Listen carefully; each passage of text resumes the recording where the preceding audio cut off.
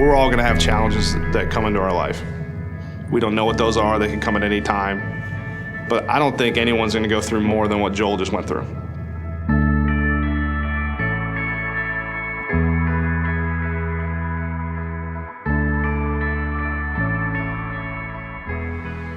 Well, it's kind of funny because I had a few friends, even here, make fun of me because my hearing was getting bad, my right ear. So, it got to the point where I was like, all right, it was getting worse and worse. I'm like, I gotta go to the doctor. And so I went to the ear doctor, and he said, yeah, he's like, everything looks fine. It's kind of weird at your age that you have problems hearing. So he's like, why don't you go get an MRI and we'll see some pictures of what's there, what's going on.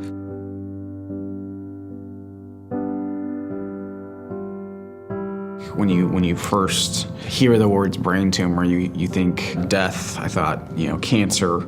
I thought, hey, is there a timing on this? Do I have 2 weeks to live? And after that, while they were getting him ready to see what the options were for treatment, they also found that he had another possible tumor in his chest. Yeah, typically, we don't see this happen, but to have somebody who has a new diagnosis of 2 separate tumors that are completely unrelated at the same time, it's as rare as hitting the lottery.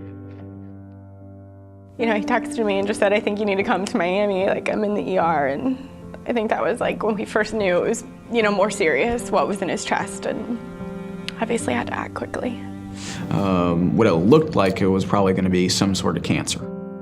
I called him about an hour later, and we spent the first probably 2 to 3 minutes just in tears.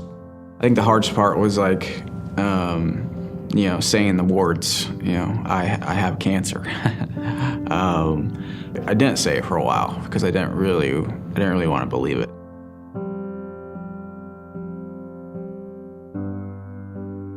It was my whole life. It was like, hey, am I gonna have a 30% chance to live or 90% chance to live? And it was the lymphoma, Hodgkin's lymphoma, which is the 90% chance.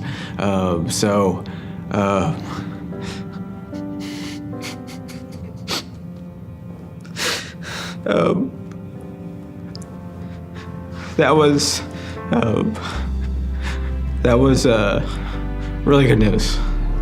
You wouldn't think of someone telling you that you have cancer as a celebration, but it was a celebration.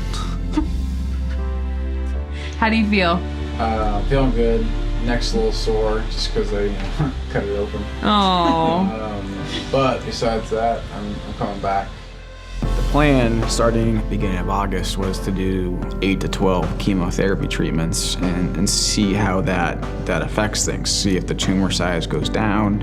And then after that, we can move on to the brain surgery, which we postponed because the cancer was the priority. The cancer, well, luckily, we caught in early stages. I was excited just to see progress. The PET scan after the 6th one, it was totally gone.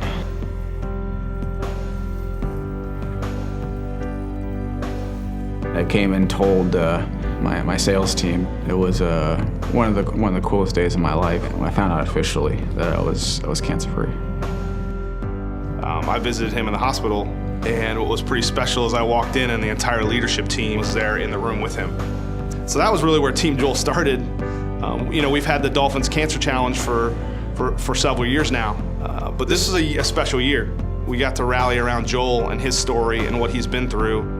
Just seeing like how many people were representing and wearing the jersey and truly there just to support Joel and all that he's been through and kind of where he's at today.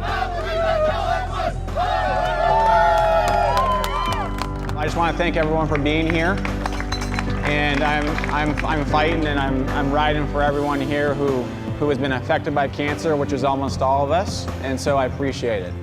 The fact that he went through a 20-hour brain surgery to remove a tumor and he beat lymphoma only 2 months before riding in the Dolphins Cancer Challenge, and then he went and rode 25 miles, was a pretty special emotional moment for all of us. He's not going to let this knock him down. He's going to get back up, and he knew that the bike ride was going to be a great way for him to kind of bounce back. I've heard the word inspiration a lot, that I was able to give some inspiration.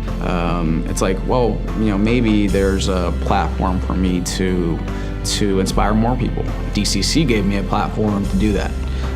For that, I'm very grateful to be able to be a part of that.